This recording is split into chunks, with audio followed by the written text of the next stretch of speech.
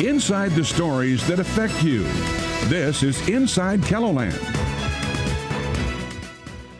Good evening. Thanks for joining us for this week's Inside KELOLAND. I'm Bridget Bennett. We are just over 2 weeks away from South Dakota's primary election. And tonight we are talking with the Secretary of State about what this year's primary will look like during the coronavirus pandemic. Also tonight, we're talking the 2020 census. We'll look at the response rate for the Sioux Falls area and how a grant will help reach more people in the community. And the South Dakota driver's licensing program starts its back to normal plan tomorrow. Coming up, hear from the program's director and what you need to know before heading to the DMV. Then a little later, protecting the streets and serving story time, how some school resource officers are still connecting with students away from the classroom. First off tonight, COVID-19 has brought a lot of changes and uncertainty. That is a lot of people wondering what next month's primary elections will look like. Joining us from Pierre now is Secretary of State Steve Barnett. Thanks so much for joining us today. Thanks for having me on, Bridget. Yeah, well, let's get started. Early on in the coronavirus pandemic, your office started pushing absentee voting. What kind of response have you seen so far? You know, I appreciate the question. We've seen a really good response. We sent out absentee ballot application forms to all the registered voters in South Dakota, both the active and the inactive, roughly 575,000 pieces of mail. And as of Thursday last week, the county auditors have received a total of 46,500 ballots sent back to them, and roughly about 100,000 have been requested. And just to be in comparison, in 2018, which would have been a gubernatorial primary, there were roughly about 23,000 requested. And in 2016, which would probably be the most best comparison, comparing apples to apples, was a presidential year. They received roughly about a little over 19,000. So we've already doubled that this year so far. That is a big difference. How long do people have to vote absentee if they still want to do that? You bet. So they can send in their ballot. It has to be received by the county auditor's office on Tuesday, June 2nd. And then, they have the ability to vote in person on Tuesday, June 2nd as well.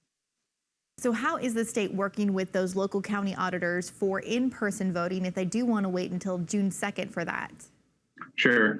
Well, some counties are going to reduce the number of polling locations due to, I think, the high absentee numbers. And then also, as you know, a lot of the election day workers tend to be the elderly folks. And I think, not speaking for all the county auditors, but some have had trouble trying to shore up election day workers. So I would advise voters to go onto our website, or they can contact their local county auditor. Our website is just www.sdsos.gov to view their sample ballot, and they can also look to see where their polling location is in the event that they did reduce the number of polling locations for election day. Now, if those people do want to wait until election day to vote, what advice do you have for people heading to the polls? Well, I would, again, just check our website and check with their local county auditor to see where their location is. And we've sent, right now, those county auditors are in the process of receiving sanitization kits with masks and gloves and like disposable pens and Clorox wipes and that kind of thing. But I don't anticipate long lines, so to speak, but I would allow adequate time, and the polls will be open as usual from 7 a.m. to 7 p.m. local time. Now, what are some of the races voters will decide on statewide next month? It's an important election. Sure. So on the Republican side, voters will have an option, we have a U.S. Senate race between current sitting Senator Mike Rounds and challenger Skylar Borglum. We also have a U.S. House of Representatives seat that's up. Current Congressman Dusty Johnson and Liz Marty May. Those are two races on the Republican side, and there will be some legislative primaries as well. It just depends on which district you're in. And on the Democratic side, voters will have an option of choosing between presidential candidate Bernie Sanders and Joe Biden. Even though Bernie was certified to be on the ballot, he wanted to stay on. I think we're South Dakota, along with 8 other states, in addition to the District of Columbia, have primaries on June 2nd. All right. Well, thank you for that very much. And thank you for your time today. Some good information for people preparing for that election season. Thanks so much. You bet. Thanks for having me on, Bridget. Yeah. Well, still to come, the 2020 census is in full swing. We'll look at the efforts in Sioux Falls to make sure everyone is counted. That's just after the break.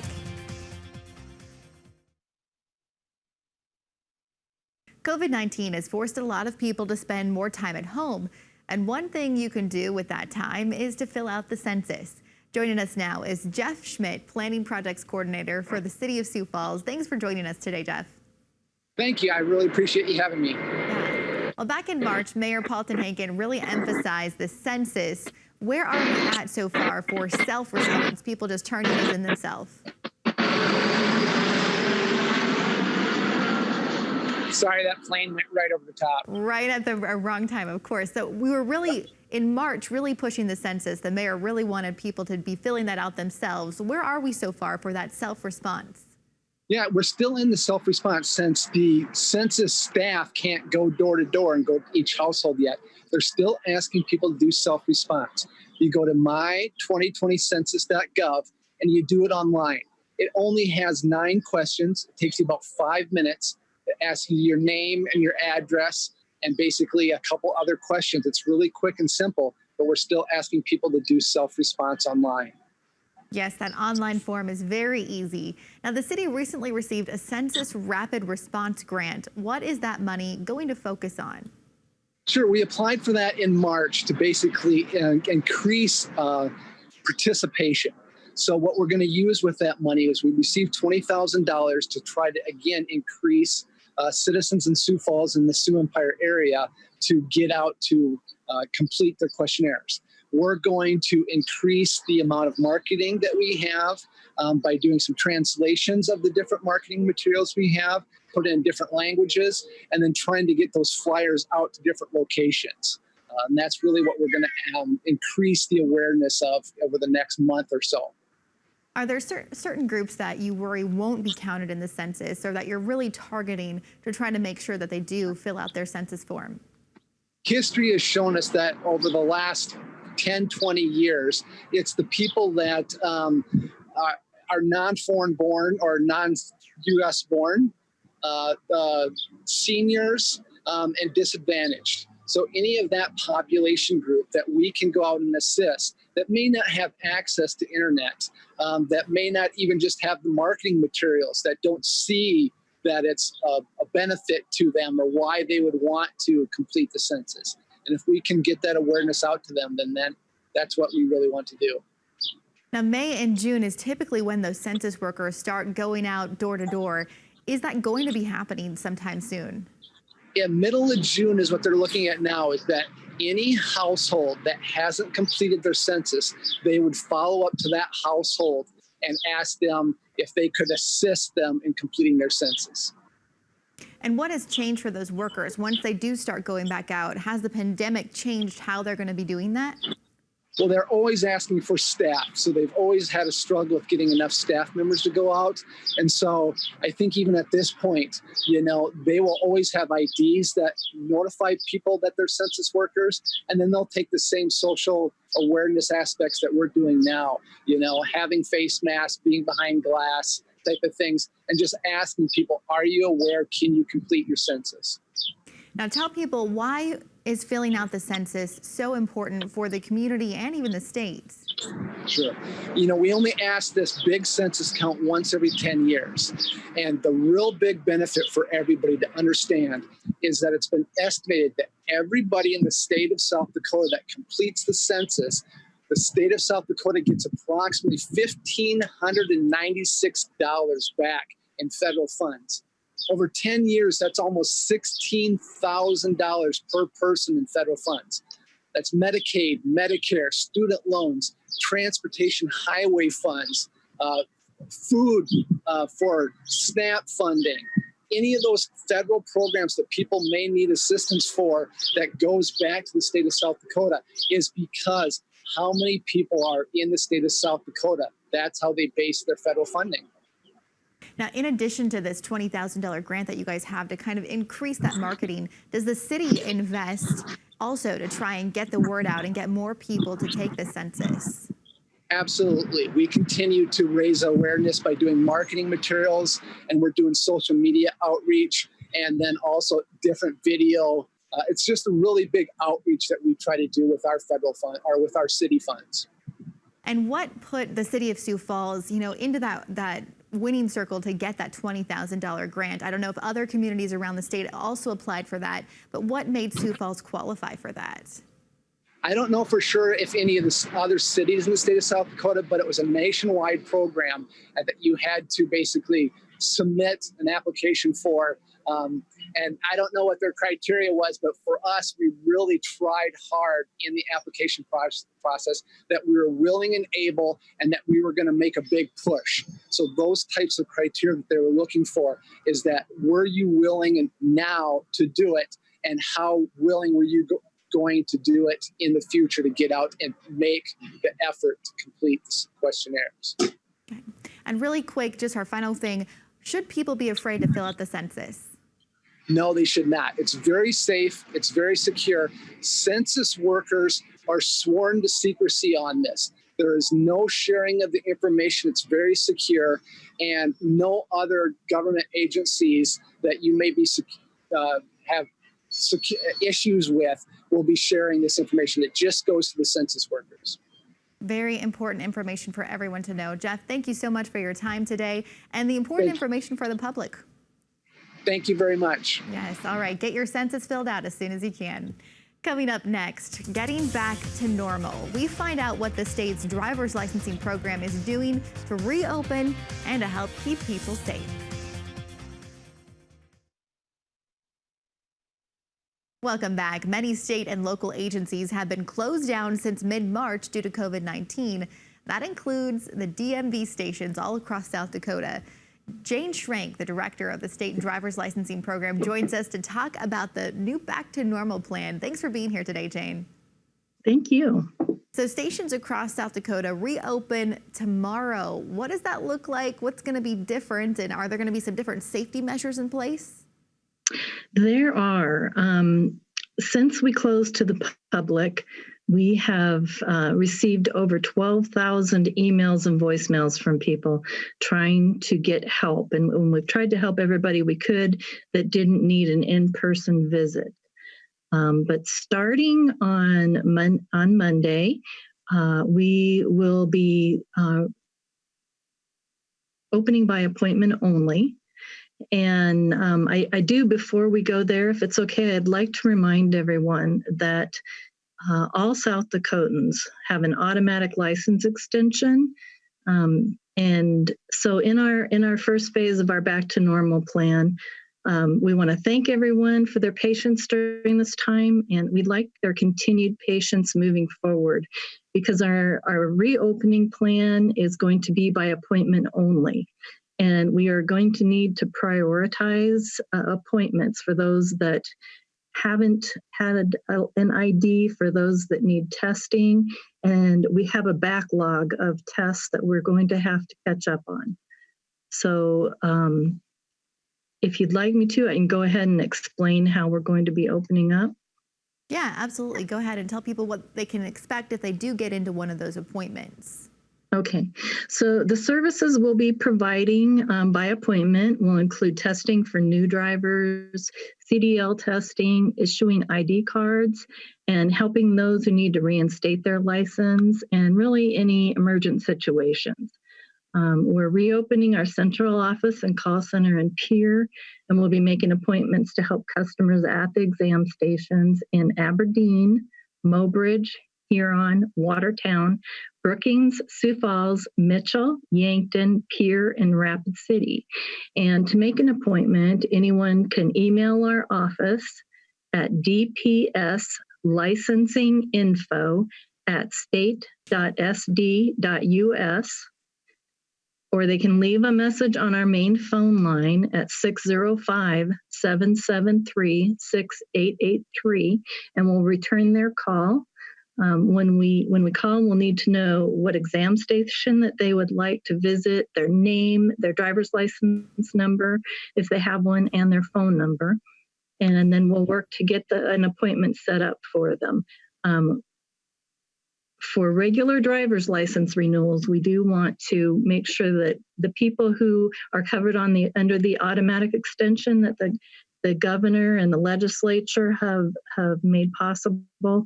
If their license expired March 13th or after, they have an automatic extension until 90 days after the expiration of the governor's emergency declaration. So right now that date is until August 29th. So if your license expired June 30th or expires June 30th or August 1st, it's good until August 29th. So they don't need to worry about getting into a driver exam station right away. Now, can people go online and renew their licenses, and have people been doing that already? They can, and we have seen our online renewals almost double. And I'd encourage anybody who can to go online, and our website is dps.sd.gov, and they can either renew or request a replacement license. You can only do each of those once in every 10-year period. So not everyone can, but we would highly recommend it if you can. It'll avoid you having to wait to get into exam stations. And how has that program been working with CDL drivers, making sure all of our essential delivery services can keep moving through all of this? So when the COVID situation started and our offices closed, we very quickly determined we were going to need to keep CDL drivers going and served to ensure our critical infrastructure remained operational, and not only to help the ag industry, but every business that uses commercial vehicles to transport goods. So during this next phase, we will continue making appointments for CDL holders. They will be included and continue getting tested and getting CDLs issued. Now, the final one, the group we want to talk about are those teenagers who can't wait to get their learner's permits or getting their license. What should parents know if they do need to take that driver's exam for the first time? So if you have a teen who's ready to get their instruction permit or needing to test, please remember they'll need to have a certified birth certificate, a social security card, 2 pieces of mail proving their residential address, and that mail can either have the parent's name or the teen's name on it. It needs to have been received within the last year, and they'll need to have a parent or guardian with them to sign consent. There's a $28 fee plus a $2 processing fee if they use a credit or debit card. And if they don't have those documents that I mentioned, they can check our website. Again, that's dps.sd.gov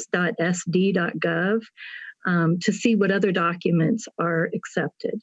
And again, our call center will be open starting Monday also, so they can certainly call in and receive assistance if needed. Exciting time for a lot of those kids right now. Thank you so much for your time today, Jane. I appreciate the help. Thank you. Yes. Well, coming up, with schools closed, resource officers are finding creative ways to connect with students. We'll show you why several of Sioux Falls' finest are going from the streets straight to story time. That's after the break.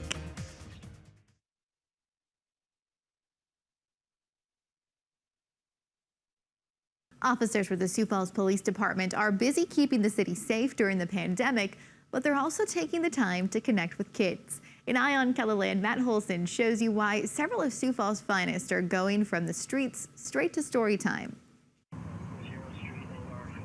We're used to seeing police officers catch criminals or investigate crimes around Sioux Falls. Looks like it's going to be a fun book, so let's read along. During the COVID-19 pandemic, they're doing all that and more. It's all meant to entertain. It's all meant to, bring spirits up. And if I can be part of that just by a little wit here and there, I'm all about it. Your dad was the heavyweight. Ryan Volland is normally a school resource officer for Memorial, Discovery, T-Frontier, and Hayward.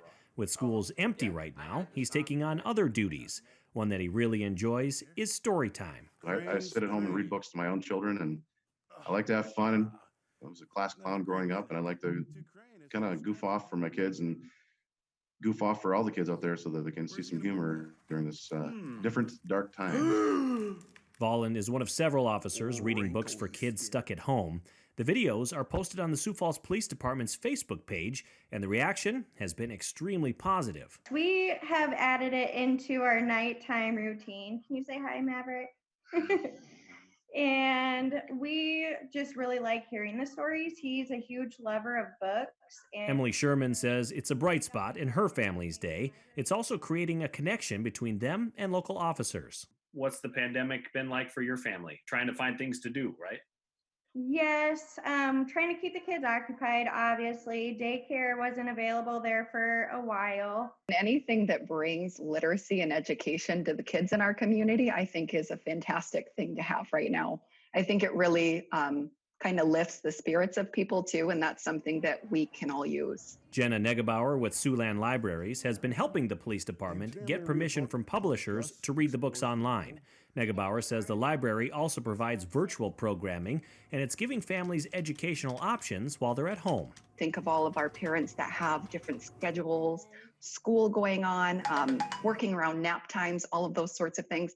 That's something that virtual programming can help with. Leon has to go poo. It's also filling a major void in Officer Vollin's life. I really miss the kids. I really miss the interaction, just being a part of their lives and being there for them. And I mean, being a cop there's so many different views and ways to do it. And just me, I like working with the kids just to be there for them. I would assume you hope next fall things are back to normal, but who knows?